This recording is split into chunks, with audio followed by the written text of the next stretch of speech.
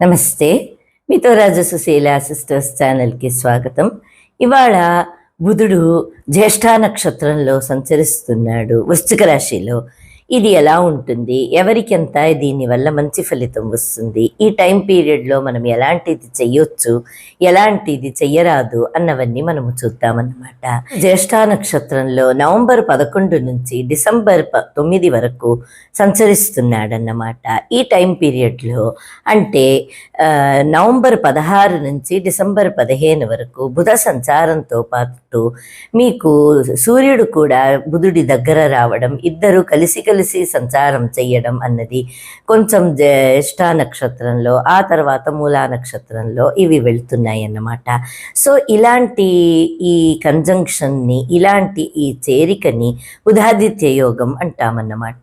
ఈ యోగం వల్ల చాలామందికి జ్ఞానశక్తి పెరగడము, ఆలోచన శక్తి పెరగడము, అలాగే మంచి మంచి ఆలోచనలు రావడము, మన మనసులో ఉన్న ఆలోచనని సరైన పదాలతో వ్యక్తం చేయడము, ఇలాంటి మంచి మంచి ఎనర్జీస్ అన్నది ఇది తీసుకొస్తుందన్నమాట. అయితే నవంబర్ 26 నుంచి డిసెంబర్ 14 వరకు వక్రగతి కూడా అవుతున్నాడు బుధుడు. దాని గురించి వివరాలు తర్వాత ఇంకొక వీడియోలో చేస్తానన్నమాట. ఇప్పుడు జ్యేష్ఠ నక్షత్రంలో ఉన్న సంచారం మాత్రమే మనం ఇప్పుడు ఈ వీడియోలో చూస్తున్నాము. ఇది నవంబర్ 11 నుంచి డిసెంబర్ 9 వరకు ఈ టైం పీరియడ్, ఈ 20 రోజుల టైం పీరియడ్లో ఎలాంటి చేంజెస్ వస్తాయి, మీరు ఎలాంటి జాగ్రత్తలు పడాలి అని చూద్దాము. ముందుగా జ్యేష్ఠ నక్షత్రం గురించి మనం చూస్తే ఇది ఆరోహణ శక్తితో ఉంటుంది. ఏది కావాలన్నా చెయ్యాలి, చేసి తీరాలి అన్నటువంటి ఒక మనోభావం మనసులో రావడం. కానీ మనసులో అలాంటి భావన ఉన్నా దాని అప్లికేషన్ అన్నది మనం చేసినప్పుడు కొంచెం కేయోటిక్గా, ముందు కొంచెం ప్రాబ్లం కలిగించి ఆ తర్వాత మంచిగా అవ్వడం, అలాంటి ఎనర్జీ కనిపిస్తుంది. ఏదైనా మనము జీవితంలో ఒక మంచి చెయ్యాలని వెళ్తే అది చాలా రోజుల నుంచి కఠినమైనది అయితే, రెండు కలిసిపోతే అప్పుడు తప్పకుండా అందులో కొంచెం పెయిన్ అన్నది, కొంచెం చిన్న చిన్న అన్ప్లెజెంట్ సిచ్యువేషన్స్ అన్నది మనకు వస్తూ ఉంటాయి. ఇది అలాగే ఈ జ్యేష్ఠ నక్షత్రంలో బుధ సంచారం మనసులో ఒక వేగాన్ని ఇవ్వడం, ఒక ఆలోచనని ఇంకా ఎక్కువ పరచడం, ఆలోచనలు కూడా వేగం కావడం, మన మనసులో ఇది వరకు లేని ఆ కొత్త ఆలోచనలు, ఐడియాస్, ట్రిక్స్ అన్నీ రావడం అన్నది కనిపిస్తుంది. ముఖ్యంగా ఎలాంటిదంటే మీరు ఇక అయిపోయింది, ఇక కాదు అన్న విషయాల్లోనంతా మీరు మళ్ళీ దాన్ని పునర్జీవనం చేసేటువంటి ఒక ఆలోచన శక్తిని మీ మనసులో అది ఇస్తుందన్నమాట. ఇప్పుడు ముందుగా మనం చూసినప్పుడు ఈ జ్యేష్ఠ నక్షత్ర సంచారంలో ముఖ్యంగా బుధుడి సంచారం వల్ల విశుద్ధ చక్రం ఒక ఎఫెక్ట్ అన్నది ఉంటుంది. విశుద్ధ చక్రం వల్ల అంటే మీ మనసులో ఉన్న విషయాన్ని మీరు బయట వ్యక్తం చేయలేక చాలా రోజుల నుంచి మనసులో దాచుకొని ఉన్నారంటే ఇప్పుడు ఆ విశుద్ధ చక్రము యాక్టివేట్ అయిపోయి మీరు మనసులో ఉన్నది సరైన పదాలతో మంచిగా వ్యక్తపరిచిన దాన్ని మీరు మంచిగా వాళ్లకు అర్థమయ్యేటట్టు ఎక్స్ప్లెయిన్ చేయడం అన్నది కూడా మీకు ఇక్కడ ఉంటుంది. కాకపోతే చిన్న చిన్న ప్రాబ్లమ్స్ కూడా తప్పవు అని నేను ముందే చెప్పాను కదా. అలా థైరాయిడ్ ప్రాబ్లం ఉన్న వాళ్లకు మాత్రం కొంచెం హెచ్చు తగ్గవు మానవు. సో కాబట్టి మీకు ఆల్రెడీ థైరాయిడ్ ప్రాబ్లంతో మీరు ఉన్నట్టయితే కొంచెం ఈ టైంలో డయట్ కరెక్ట్గా ఫాలో అవ్వాలి, మంచిగా 8 hours స్లీప్ అన్నది ఇవ్వాలి. ఇవన్నీ చేయడం వల్ల థైరాయిడ్ అగ్రవేట్ కాకుండా మిమ్మల్ని మీరు కాపాడుకోవచ్చు. అప్పుడు ఈ జ్యేష్ఠ నక్షత్రం ఒక అధిపతి బుధుడే కాబట్టి ఈ జ్యేష్ఠ నక్షత్రంలో బుధ సంచారం అన్నది ఇంకా 10 పవర్ఫుల్గా ఇంకా మంచి ఫలితాలని ఇవ్వడానికి మనం ఎదురు చూద్దాము. ఎందుకంటే నక్షత్రాధిపతి కూడా బుధుడే కాబట్టి అక్కడ ఎలాంటి ఎనర్జీ క్లాషెస్ అన్నది ఉండదు, మంచి చేంజెస్ అన్నది లైఫ్లో వస్తుంది. ఇంద్రుడు దీని అధిపతి కాబట్టి మనకు ఇంద్రియాల మీద ఉన్న ప్రాబ్లమ్స్ అన్ని కంట్రోల్ చేయడం, మెడిటేషన్లో మంచిగా టైం కావడం, బ్రెత్ వర్క్ చేయడానికి మీకు ఇప్పుడు మంచి టైం అన్నమాట. అంటే ప్రాణాయామ అలాంటివన్నీ ఏదైనా చేయదలిచారు అది ఇప్పుడు ప్రారంభం చేయడం వల్ల, మెడిటేషన్ ప్రారంభం చేయడం వల్ల కొంచెం టైం రోజు మెడిటేషన్కి మీరు కేటాయించడం వల్ల ఇవన్నీ చాలా బాగుంటాయి అన్నమాట. అన్నమాట. అయితే నేను చివర్లో ఈ ఏ ఏ రాసులకు బాగుందో బాలేవో అన్నది ఫస్ట్ చెప్పేసి చివర్లో మీకు దానికి ఎలాంటి రెమెడీస్ చేద్దాము అన్నది నేను చెప్తానన్నమాట. కాబట్టి చివరి వరకు వీడియోని స్కిప్ కాకుండా చూడండి. అలాగే మా ఛానల్ని ఇదివరకు మీరు సబ్స్క్రైబ్ చేయకుండా చూస్తున్నారు అంటే దయచేసి సబ్స్క్రైబ్ చేయండి. మీ సబ్స్క్రిప్షన్ మాకు చాలా ముఖ్యం. అలాగే పక్కనున్న బెల్ ఐకాన్ని హిట్ చేయండి. ఈ గతుల సంచారం గురించి, దీనితో టారో కార్డ్స్కు ఉన్న సంబంధం గురించి కూడా అందరికీ తెలవాలి. కాబట్టి ఈ వీడియోని లైక్, షేర్ తప్పకుండా చేయండి. అయితే బుధుడు అన్న గ్రహానికి మెజీషియన్ అన్న కార్డు అన్నది అధిపతి అన్నమాట. మెజీషియన్ కార్డు బుధుడు వల్ల యాక్టివేట్ అవుతుందన్నమాట. ఇప్పుడు బుధ సంచారం అన్నది మనం ఎలా చెప్పుకుంటున్నామో అలాగే మెజీషియన్ కార్డు ఒక సంచారం అని కూడా దీన్ని మనం చెప్పవచ్చు. అలాగే జ్యేష్ఠ నక్షత్రం ఒక tarot card, corresponding tarot card 7 of cups అన్నమాట. 7 ఆఫ్ కప్స్ ఒక ఫలితం ఎలా ఉంటుంది అంటే అన్నిట్లోనూ ఒక క్లారిటీ లేని మెంటల్ స్టేజ్ అన్నమాట. అంటే ఉన్నట్టుగా అనిపిస్తుంది, ఉన్నట్టుంది అది కాదేమో అనిపిస్తుంది, నిజమేమో అనిపిస్తుంది, లేనిది అవుననిపిస్తుంది, నిజమైనది కాదు అని అనిపిస్తుంది. అలాంటి ఒక కన్ఫ్యూజింగ్ ఎనర్జీ అనేది దీన్ని యాక్టివేట్ చేస్తుంది అన్నమాట. అలాగే వృశ్చిక రాశిలో సంచారం కాబట్టి వృశ్చిక రాశి యొక్క కార్డు డెత్ కార్డు అన్నమాట. కాలపురుషుడి 8వ భావం కాబట్టి దీన్ని మృత్యుభావం అని కూడా మనం అంటాం కదా.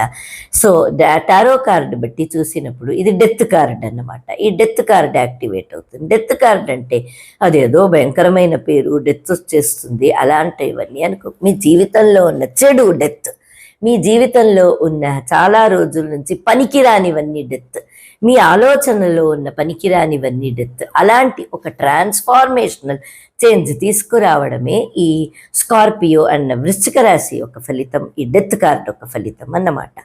అందులో మెజీషియన్ అయిన బుధుడు సంచారం చేయడం వల్ల ఒక manifestation to bring something from unknown, ఒక మనకు తెలియని ఒక సోర్స్ నుంచి మీకు కావలసిన దాన్ని మీరు పొందడం అన్నమాట.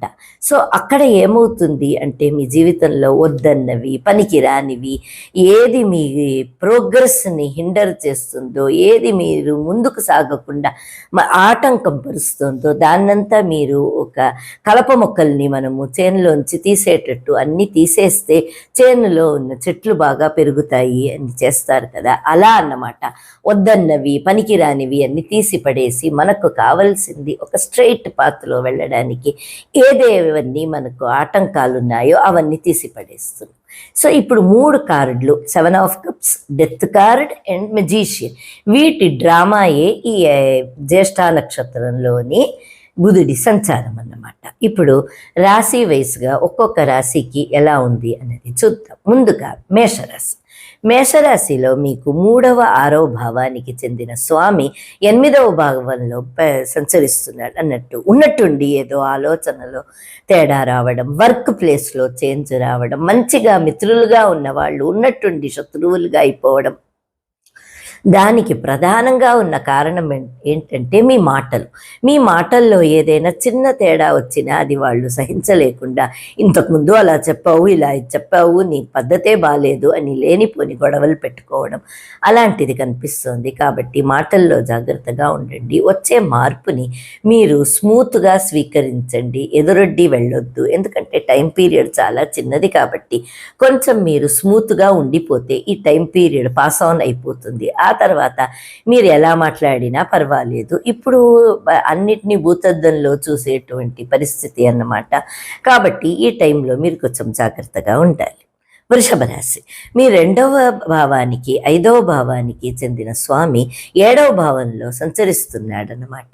సో ఈ 2వ భావానికి 5వ భావానికి చెందిన స్వామి 7వ భావంలో సంచరించడం వల్ల ఖర్చులు పెరగడం, ముఖ్యంగా కుటుంబ పరంగా ఖర్చులు పెరగడం, పిల్లలు, వైఫ్, స్పౌస్, హస్బెండ్ వీటిల హ్యాపీనెస్ కోసం మీ టైంని వెచ్చించడం, దానివల్ల బాగా ఖర్చు కావడం, అలాంటి ఎనర్జీస్ కనిపిస్తుంది. మంచిదే, పిల్లలకు ఫ్యామిలీకి ఖర్చు పెట్టడంలో తప్పేమీ లేదు. కాకపోతే అనాలోచితంగా తొందరపాటు లేకుండా చేయడం మీకు మంచిది. మిథున రాశి మీ 1వ భావానికి 4వ భావానికి చెందిన స్వామి 6వ భావంలో వెళ్తున్నాడు. చాలా రోజులున మోటివేషన్ లేకుండా ఏది చెయ్యలేక మీరు ఉన్నారు. మీ కంఫర్ట్ జోన్లో ఉండడం, ఇలా చేస్తే అలా అయిపోతుందేమో, అలా చేస్తే ఇలా అయిపోతుందేమో అని ప్రోక్రాస్టినేషన్ చేస్తున్న వాళ్లకు ఇప్పుడు ఒక చెయ్యాల్సిన ఒక పరిస్థితి, ఒక నిర్బంధం ఏర్పడడం, దాన్ని చేసే తీరాలి అన్నటువంటి ఒక సందర్భం రావడం అన్నది కనిపిస్తోంది. కాబట్టి చాలా రోజుల నుంచి చెయ్యని పోస్ట్పోన్ అయ్యే కార్యక్రమాలు ఈ 10-15 రోజుల్లో చకచకా అయిపోవడం మీరు చూస్తారన్నమాట. మంచి టైం. కానీ ఈ టైంలో మీ చుట్టూ ఉన్న వాళ్ళు ఎలాంటి వాళ్ళు అని కొంచెం చూడండి. పని కావాలని అప్పు చేసి మాత్రం చెయ్యకండి. ఎందుకంటే ఇప్పుడు అప్పు పాలైతే చాలా రోజులు దాని ఫలితం ఉంటుందన్నమాట. కాబట్టి అది ఒక విషయం ఆలోచించి చెయ్యండి. కర్కాటక రాశి మీ 12వ భావానికి 3వ భావానికి చెందిన స్వామి 5వ భావంలో వెళ్తున్నాడు. మీ మనస్సు ఏదో ఒకటి ఆలోచిస్తోంది. ఆ మనస్సు ఒక విషయాన్ని ఒక రూపు తీసుకొస్తోంది. దానికి ఇప్పుడు సరైన సమయం అన్నమాట. ఇతరుల సహాయం కూడా ఇప్పుడు తీసుకోవడం అన్నది మీకు మంచిది. మీ మనసులో చాలా రోజుల నుంచి ఏదో చెయ్యాలని మీ మనసులో ఉంది. అది ఇప్పుడు ఒక రూపుదిద్దుకోవడం, దాన్ని మీరు వ్యక్తపరచడం, దాన్ని మీరు ఆచరణలో పెట్టడం అన్నీ కూడా ఇప్పుడు అయిపోవడం అన్నది కనిపిస్తోంది. చాలా మంచి టైం అన్నమాట. క్రియేటివ్ పవర్ అన్నది హెచ్చుగా ఉంటుందన్నమాట. బుధుడే క్రియేటివిటీని ఇస్తాడు, మంచి ఆలోచనలు ఇస్తాడు, జ్ఞానాన్ని ఇస్తాడు అని ముందుగా చెప్పుకున్నాం కదా. అలాగే మీకు 5వ భావంలో వస్తున్నాడు కాబట్టి మీ క్రియేటివ్ పవర్ పెరగడం, ఆలోచన శక్తి పెరగడం, దాని ఆచరణలో పెట్టే మనోధైర్యం కూడా ఇవ్వడం అన్నీ కనిపిస్తోంది. సో మీ భవిష్యత్తుని తీర్చిదిద్దడానికి, అలాగే మీ జాబ్లో చేంజెస్ తేవడానికి ఇది సరైన టైం అన్నమాట. తప్పకుండా ప్రయత్నించి చూడండి. సింహరాశి వారికి మీ 11వ భావానికి 2వ భావానికి చెందిన స్వామి 4వ భావంలో వస్తున్నాడు. చాలా చాలా మంచి టైం అన్నమాట. వృత్తిరీత్యా, అలాగే మీకు ఏదైనా ధన సంబంధించిన పెద్ద మొత్తం రావాలి అంటే ఇప్పుడు సరైన టైం అన్నమాట. ఇల్లు కొనాలి, ఇల్లు అమ్మాలి, రెనోవేషన్ చెయ్యాలి, అలాంటివన్నీ మీరు చేసుకున్నారు, ఆలోచిస్తున్నారు. కారు కొనాలి, ఏదైనా ప్రాపర్టీ కొనాలి అంటే ఇప్పుడు చాలా మంచి టైం అన్నమాట. ఈ బంగారు టైంని విడవకుండా జాగ్రత్తగా పట్టుకొని చేయండి. ఈ టైంని మీరు వదిలేశారు అంటే తర్వాత చాలా రోజులకి దొరకడం కష్టం. సో మీ 2వ స్వామి 11వ స్వామి మీ 4వ భావంలో వెళ్తున్నాడు కాబట్టి తప్పకుండా ఈ టైం పీరియడ్లో మీకు ఏదో ఒక మంచి చేసి వెళ్తాడు. కాబట్టి తప్పకుండా అది మీరు ఆ ప్రయత్నంలో మీకు వచ్చిన అవకాశాన్ని జారవిడవకుండా ముందుకు సాగండి. కన్యారాశికి మీ 10వ భావానికి 1వ భావానికి చెందిన స్వామి 3వ భావంలో వస్తున్నాడు.